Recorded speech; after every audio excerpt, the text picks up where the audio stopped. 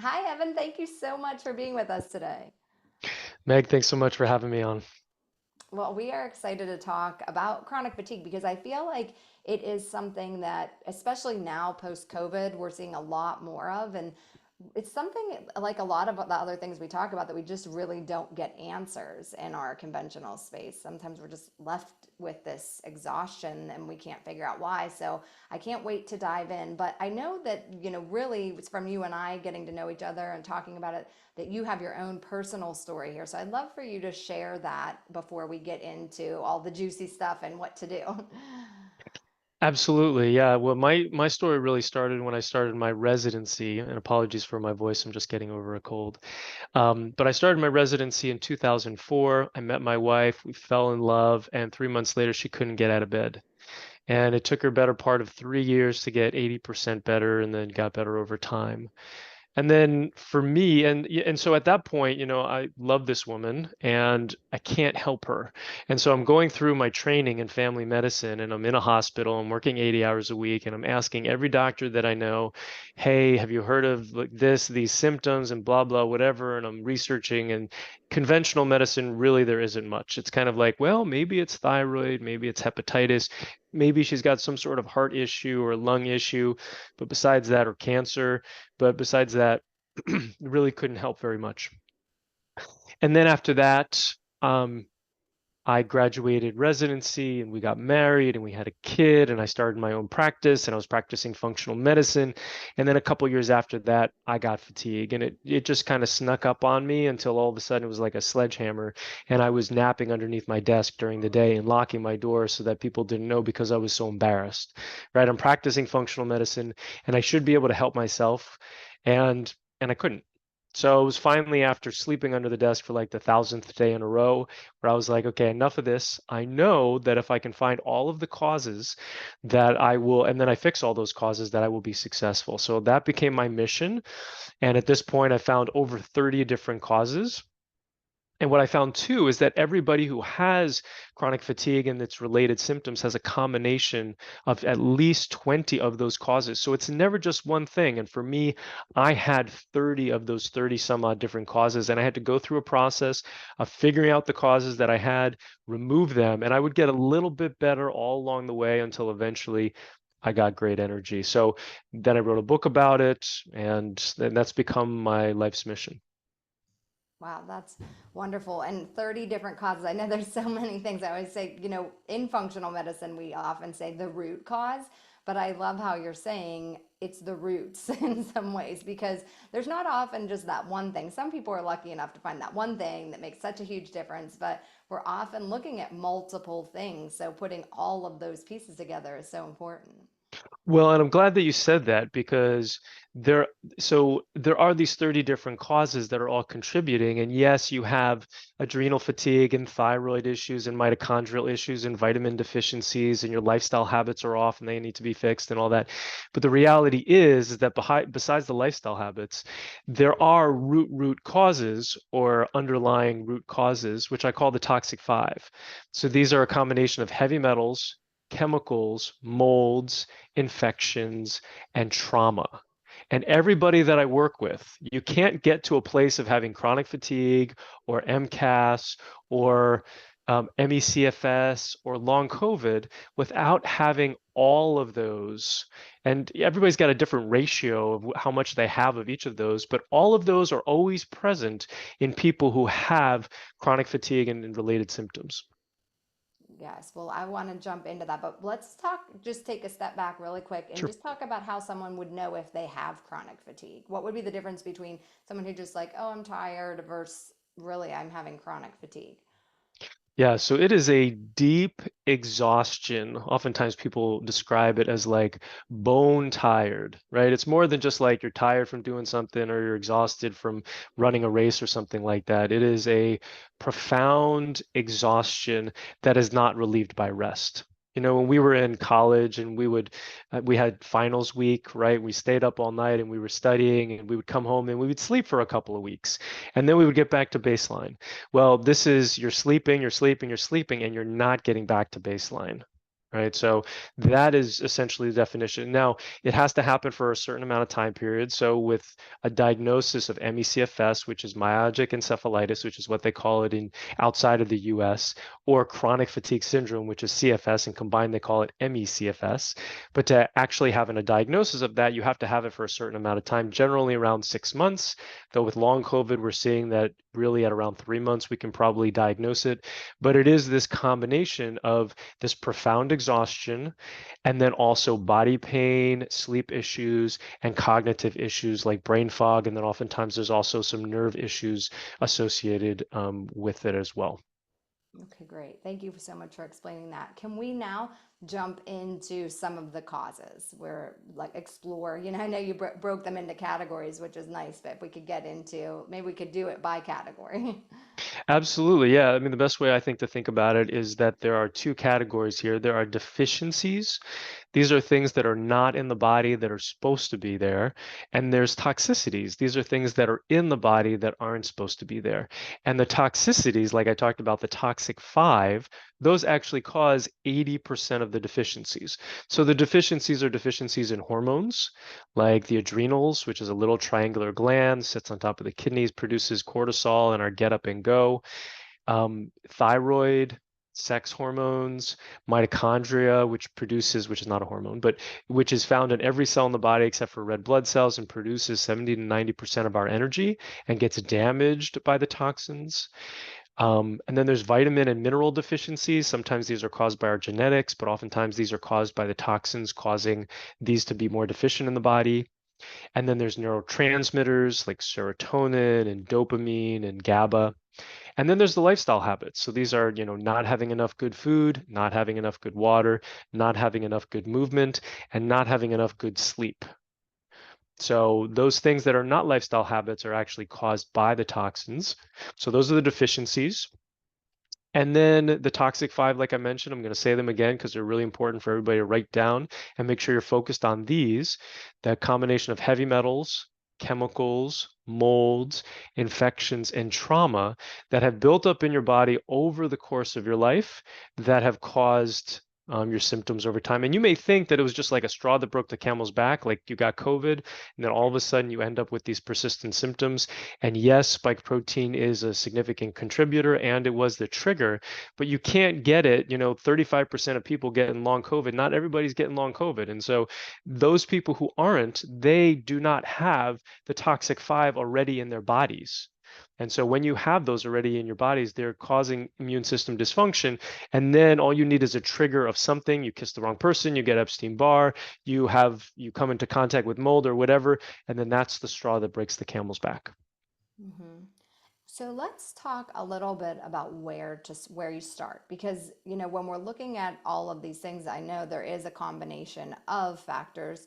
Someone may have mold, they may have MCAS, they may have toxins, they may have chemicals, they may have like a Lyme disease, and there's combinations, and so sometimes it can be overwhelming as to, well, where do I even start? But there's always an order where things get better easier, and sometimes that backfires when we do things the wrong way. So I'd love to just jump into kind of where you start with people.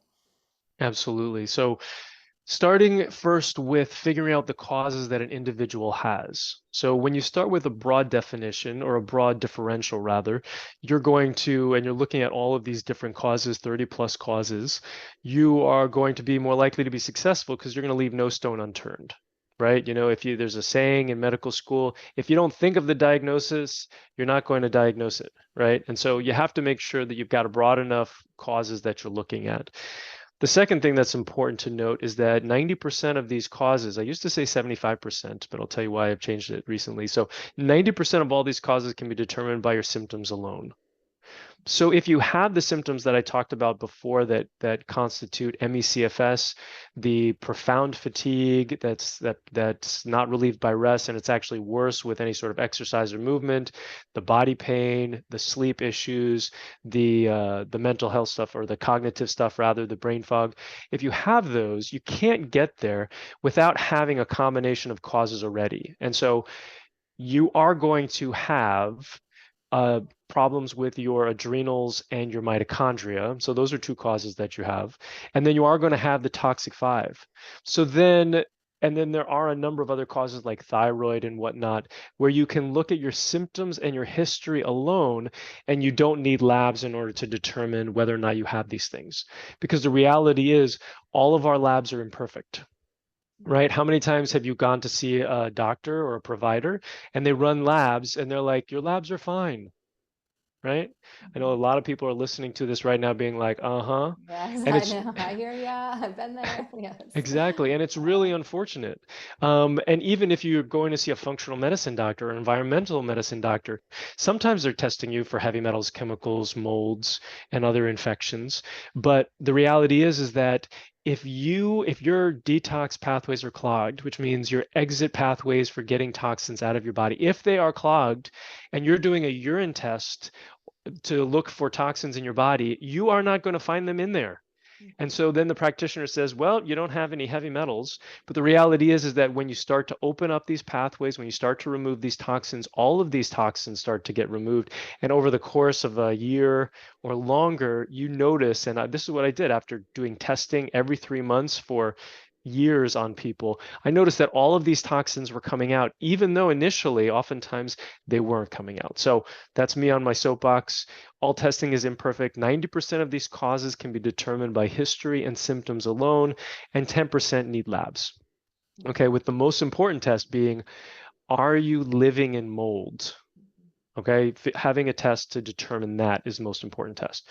So that's step one, figuring out the causes that somebody has. And then you can match up those causes with the solutions in step 2 through 4. So in step two, we start replacing the deficiencies. Now, people oftentimes stop me here and they're like, wait a second, you just told me this is all about the toxic five. Why are we replacing the deficiencies? Well, the reality is that we have to set the stage appropriately to be able to remove the toxic five successfully. So it is stressful to remove the toxic five. So we want to make sure that we're managing that stress appropriately by optimizing your hormones, your adrenals, your thyroid, your sex hormones, by increasing your energy a little bit so you can tolerate any sort of stressor from removing the toxins. And so we optimize the mitochondria, boost it up a little bit since it does produce 70 to 90% of our energy. And then we do want to work on the lifestyle habits because they're so helpful. But generally, you do have to do a little bit of the optimization of the adrenals, the mitochondria, and the thyroid, what I call the big three, before you even have the energy to change your lifestyle habits, right? So that's step two. And then a lot of people will say, well, you know what? I've tried this before. I've tried removing the toxic five and I was not successful. I felt worse while I was going through the process. And the reason why is because you did not have a step three. So step three in the process is to open the exit pathways, the liver, the kidney, the lymph, the neurolymph in the brain, the gallbladder, the intestines, etc. Like all these pathways that carry toxins out of our body. And so if you think of it kind of like a funnel, it's the bottom of this funnel, or for people who are watching us on YouTube. But so you know, if you're just listening, I'm showing my hands in a funnel and the bottom is closed. You need to open the bottom of that funnel. So when you start to dump toxins into this funnel, they actually have a place to go. Otherwise, they go right back into the body and then you feel worse. So, and then it's this interplay between step three and step four. Once you get into step four, to make sure that that funnel remains open. But once you open things up in step three, you're going to be a lot more successful. And then you go into step four and you can start removing the toxins slowly but surely at a rate that the human can tolerate because everybody tolerates things differently. So we like tinctures, we ramp up on tinctures, and we make sure that you've got this nice ratio so that if you feel worse, you've got tools in your back pocket, including me, to make sure that we open up, so we give you some more step three stuff to open up the bottom of that funnel so that you can continue to make progress. Yeah, thank you. That's so important. Actually, episode 75 is all about exactly what you said, all about the funnel and the drainage and opening the detox pathways. Because I also have seen so many people, it's just like everyone's talking about detox now. And so it's important. And like you're saying, we need to kill off the toxins. They're there. We know that. And people are becoming more educated, but they're just hearing a lot of people out there saying, okay, detox, detox, detox. and then doing some of these detoxes without really looking at the drainage and the opening all the pathways, and it really can backfire, make you feel so much worse. Absolutely. Yeah, and then the provider doesn't know what to do half the time. And so then the person is stuck. And they're Mm-hmm. like, I never want to do detox again or whatever. And they all they need is a couple of tweaks in order to be able to continue making progress, and then they're on to the next thing. So yeah, it's definitely being missed by a lot of people. Yes, yes. Well, let's talk a little bit about, because some of the thing, can we get a little bit into some of the chronic infections and how they're kind of affecting you? Absolutely. So we've got the newest player on the block, which is COVID and spike protein illness, which can cause over 250 different symptoms, but oftentimes there is some association with loss of sense or smell. It's at some point in that process, but doesn't have to be. But in general, if you had a virus, any kind of virus since 2019, and you had persistent symptoms afterwards, it's very likely that it is long COVID or post-acute sequelae to SARS-CoV-2. We do have a long COVID quiz on our website under our Learn page or our free resources page now, and you can kind of check that out. And there's a lot of other infections too. I'll touch on just a couple of them. One is Bartonella, which can cause pain on the bottom of the feet. Oftentimes there's muscle cramps, usually in the calves, usually at night. Sometimes there's a hard time sleeping or anxiety or depression. Sometimes there is thyroid issues. It's a major cause of Hashimoto's and hypothyroidism. And then there's body pain. So it's really wherever the infection is found. And you don't have to have all of those different symptoms. You could have just a couple of them. So if you have pain on the bottom of the feet, maybe you were misdiagnosed with plantar fasciitis, and maybe you have muscle cramps. Even if you think you can fix them with water and potassium and magnesium, if you have muscle cramps, then there's a high likelihood that you've got Bartonella. And then maybe you have a little bit of challenges with your sleep. That's highly likely that there's a Bartonella issue. And there's never just one infection. Part of looking at all these different causes is that there are multiple infections that are present and they're kind of bound up to each other and they need to be addressed as so. Another infection is called Babesia. This is the North American, considered the North American malaria. So oftentimes people have hot flashes or they get, but they're different than menopausal hot flashes. But they're usually the hottest person in the room, and so these people are always like, hey, turn up the AC. And everybody's like, what are you, crazy? Or they're outside shoveling in the middle of winter with a t-shirt on and they couldn't be happier. Or they love the Pacific Northwest and they hate Texas, right? Oftentimes. And Bartonella is the opposite. They love Texas because they're cold all the time. I forgot to mention that. And they hate the Pacific Northwest because it's too cold for them, right? So that's kind of a funny thing that I oftentimes see. And then there's usually some shortness of breath with Babesia. They have some pretty bad psychological stuff. So there's anxiety to the point of panic attacks. And this was my wife's story when she had panic attacks in the middle of a summer a number of years ago when I was just starting to learn about this. And we couldn't figure out what was going on. And every single night she woke up with a panic attack. And then we started treating her for Babesia and we got it under control in a matter of weeks. It was pretty phenomenal. And we've seen that time and time again. And then oftentimes these people also can have depression to the point of suicidal thoughts. So, and I just did a video recently on, is your mood issue or is your anxiety, how much is you and how much is your infection? Mm-hmm. Because they play such an unbelievable role in our moods. And we have one person who's 71, I think, in our program, and she says she's had depression most of her life. And we addressed Babesia and Bartonella, and she's now happier than she ever has been in her life. And those are the main reasons why. So that's Babesia. Um, and then there's Borrelia. This will be the last one that I touch on. And there's the viruses, of course, and those are pretty generalized symptoms of like fatigue, and then also some oftentimes throat inflammation, and then also some large tonsils, but it doesn't have to be. But then in terms of Borrelia, this is otherwise known as Lyme. And there's only two things that you need really to have Borrelia. Not too many things cause this. Is you have to have symptoms that come and go, where sometimes they're there, sometimes they're not.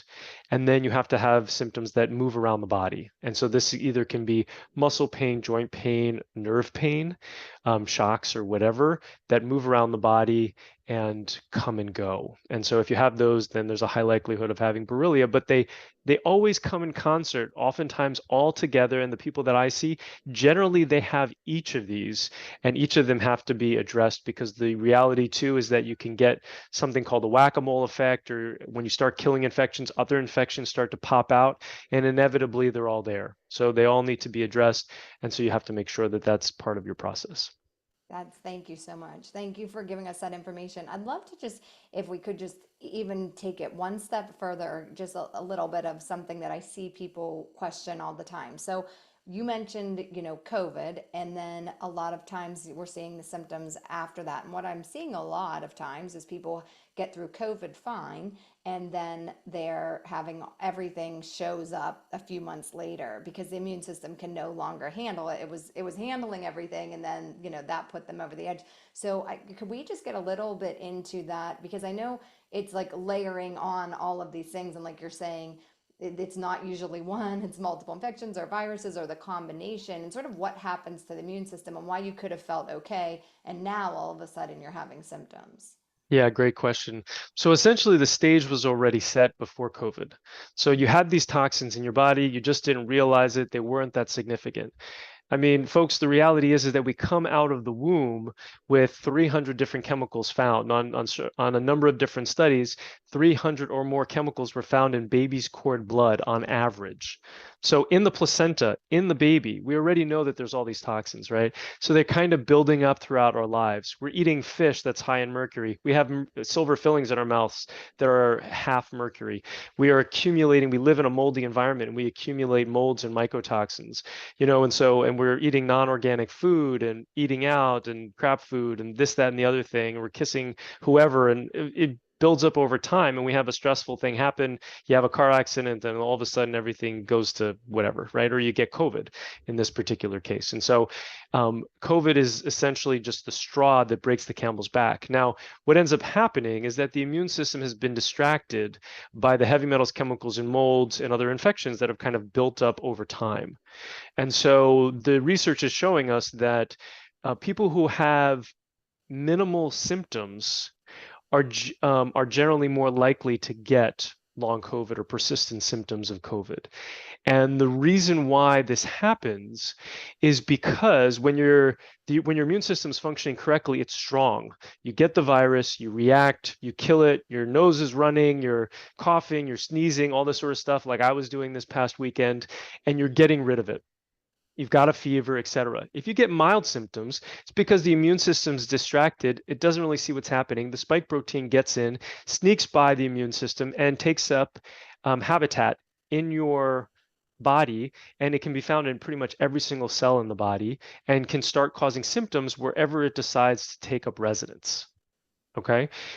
Part of that delay that ends up happening, so sometimes that happens right away after you have some of those mild symptoms, and sometimes it kind of the spike protein goes deep, it waits, and then it comes out a month or 2 or 3 or 6 or 9 months. I've even seen 9 months later. And the way that we know is based off the chronology and then also reaction to treatment. So when we start going after spike protein, in addition to going after the toxic 5, these people end up getting better. Yeah, thank you so much. Because I know that can be confusing for a lot of people. And I've seen it actually over and over again. I mean, like you are, that's what you're doing. So you're seeing it just happen where all of a sudden so many different symptoms are coming out. So I appreciate bringing that back into a little bit. Well, thank you so much. You've given us great, helpful information. Can you tell everyone where they can find more about you? Yes, I'm at energymdmethod.com. And if you want to text me, you can do so directly through the text bubble that it's in the bottom right-hand corner. You can get on a free 20-minute call to see if we're a good fit to work together. And everything is on our webpage, so you can kind of see what we're offering, how we're different, and you can see all the testimonials we have that are 100% accurate and verifiable. I've been told recently that that's an important thing to tell people about. Um, but yeah, we're here. We're on a mission to help 1 million people resolve their chronic fatigue, ME/CFS, and long COVID. So let us know if we can be of service. Well, thank you so much for being with us today. Thanks for having me, Meg. Absolutely. Have a great day, everyone.